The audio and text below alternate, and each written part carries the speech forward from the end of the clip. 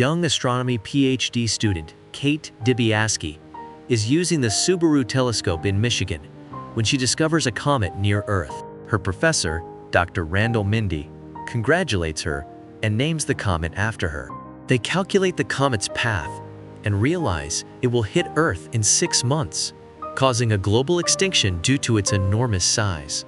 In a panic, they contact NASA, and Dr. Teddy Oglethorpe from the Planetary Defense Coordination Office tells them to come to DC for a meeting with the president. They arrive at the White House early in the morning but wait all day without seeing the president, who is dealing with a scandal involving one of her candidates. Kate and Randall are sent to a hotel for the night, where they call their loved ones for comfort without revealing the situation. Randall checks on his wife June and his sons, while Kate talks to her boyfriend Philip, a journalist for a major newspaper. The next day, Kate, Randall, and Teddy meet President Janie Orlean and her chief of staff Jason Orlin, who is also her son. The president and Jason don't take their warning seriously, dismissing them as another doomsday prediction among many, and decide to wait until after the midterm elections to take any action. Seeing that the White House won't take action, Teddy suggests leaking the information to the press, even though discussing classified information is illegal. He argues it's better than dying from a comet. Meanwhile, tech billionaire Sir Peter Isherwell, CEO of Bash, learns about the comet through his astronomer friends. Philip arranges an interview for Kate and Randall with the New York Herald. The paper agrees to publish their story after confirming the data with other scientists, despite the White House denying any meeting with them. However, the Herald first wants them to appear on the morning talk show, The Daily Rip, hosted by Bria Vinti and Jack Bremer. On the show, the hosts don't take them seriously, believing bad news should be presented lightly. Frustrated, Kate loses her temper on camera, stressing the gravity of the situation before storming off. Randall stays to finish the interview, and afterward, Brie invites him for drinks. Later, the New York Herald's marketing team shows them the response to their presentation. The singer who spoke before them about her breakup received more social media mentions. Kate becomes a meme as an angry woman, and Randall is noted for his good looks, but not his message. The newspaper withdraws its support, citing insufficient data from NASA. They soon realize that the head of NASA, who lacks a background in astronomy, is a donor to the president and following her agenda. To make matters worse, Philip exploits Kate's viral moment by writing an article about their past relationship, leading to their breakup. Meanwhile, Randall can't resist engaging with critics and conspiracy theorists on social media, defending his scientific credibility. The president finds herself embroiled in a scandal involving leaked, intimate photos, prompting her to send the FBI to bring Kate, Randall, and Teddy back to her office. She apologizes for previously ignoring them. Kate quickly realizes this change of heart is motivated by the fear of losing the midterms, but she agrees to help because stopping the comet is paramount. The president makes a national announcement, confirming the comet's existence and revealing a plan to destroy it, launching a spacecraft armed with nuclear weapons to strike the comet. Despite Randall's recommendation for a remotely controlled mission, President Orlean chooses General Benedict Drask to pilot the spacecraft, believing that a heroic figure will help the public cope with the news. Janie and Randall begin appearing on various TV shows and magazine covers, and the event finally receives the widespread attention it deserves. After another appearance on The Daily Rip, Randall and Brie end up sleeping together, while Teddy and Kate argue with comet deniers on a conservative show.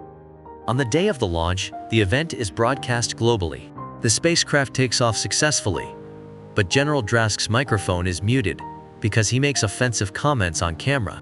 Everyone prepares to celebrate the comet's imminent destruction, but Isherwell arrives and speaks privately with the president, revealing a shocking turn of events. The spacecraft is returning because Janie has canceled the mission.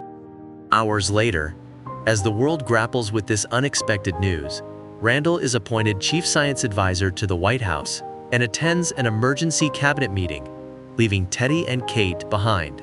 The mission was canceled because Isherwell, a major donor to the president, discovered that the comet contains trillions of dollars worth of rare earth minerals essential for technology manufacturing. These minerals are scarce, with China controlling most of the mines. The new plan is to send drones to fragment the comet and let the smaller pieces fall into the ocean for later mining. Randall strongly disagrees, especially since Isherwell's technology hasn't undergone peer review and dissenting scientists have been silenced. However, he realizes the situation is beyond his control. After the meeting, Randall meets Kate and Teddy at a bar and reveals Isherwell's plan. Overhearing their conversation, Kate decides the public deserves to know the truth and loudly announces that the president is allowing the comet to hit the planet so the wealthy can profit. This sparks riots across the city, leading to Kate's arrest by the FBI on charges of sharing classified information and damaging property. They agree to release her if she signs a deal to stay silent about the issue and live off the grid. Kate reluctantly agrees and returns to her small hometown in Illinois. Adjusting to her old life proves difficult as her parents refuse to take her back, supporting the government and rejecting what they see as a traitor. She finds work as a cashier at a supermarket, where she meets Yule and his friends, who admire her and invite her to join them. Discovering they have been stealing from the store, she lets it slide, feeling indifferent since the world is ending. Kate begins a relationship with Yule. Meanwhile, Randall continues working for the president, believing it's the only way he can help the planet. He has an ongoing affair with Bree. This situation backfires when one evening, Randall and Bree return to their hotel room to find Randall's wife, June, waiting to surprise him. Randall fails to apologize and instead offers weak excuses, prompting June to throw his pill bottles at him before leaving for good. After a heated argument with Isherwell about his unreliable science, during which Isherwell coldly tells him that algorithms predict he will die alone, Randall appears on The Daily Rip and finally snaps. In a furious outburst on national television, he calls out everyone for not being more concerned about the comet. He highlights how Isherwell is silencing dissenting scientists, how the president lied, and how the entire administration has lost its sanity. The FBI apprehends Randall afterwards and offers him the same deal they gave Kate, leading to Bree breaking up with him. Later, while driving back to Michigan, Randall looks at the sky and sees the comet, now visible to the naked eye. At the same time, Kate, hanging out with Yule, sees it too.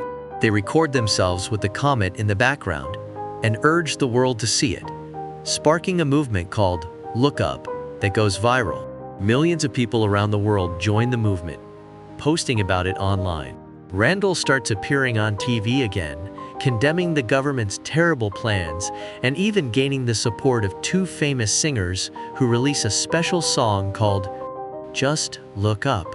In response, President Orlean launches her own movement called Don't Look Up, supported by millions of conservative voters and conspiracy theorists who believe her claims that Randall is just trying to instill fear and take away their freedom.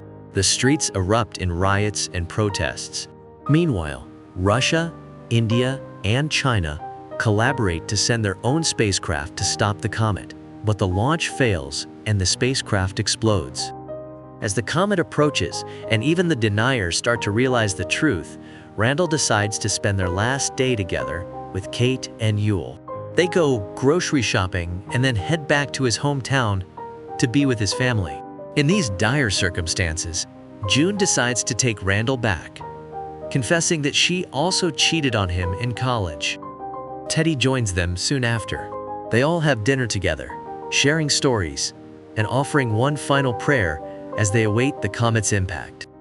On the night of the launch, while waiting to begin, Janie asks Isherwell what the algorithms predict about her death. He replies that she will be killed by a Bronterock, whatever that may be.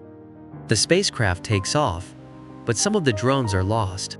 Isherwell, claiming there's a margin for error, assures everyone that all is well. However, he is gravely mistaken, and the remaining drones explode upon contact with the comet. Realizing that death is imminent, Isherwell and Janie escape to join other millionaires on a secret spaceship designed to keep its passengers alive in cryogenic sleep, fleeing Earth before the comet strikes. Janie, completely forgetting about her son, calls Randall and offers him and his wife a place on the spaceship. Randall declines, choosing to stay with his family until the end. Around the world, people hold their loved ones close as the comet impacts Earth, ending life as we know it. The only immediate survivor is Jason, who crawls out from the ruins and celebrates by taking a selfie. 22,074 years later, the spaceship carrying the millionaires finds a planet with an atmosphere similar to Earth's. The passengers awaken from their cryogenic sleep and begin to explore. When Janie approaches a beautiful new creature, she is attacked and killed by it, fulfilling the algorithm's prediction of her death by a Bronterock.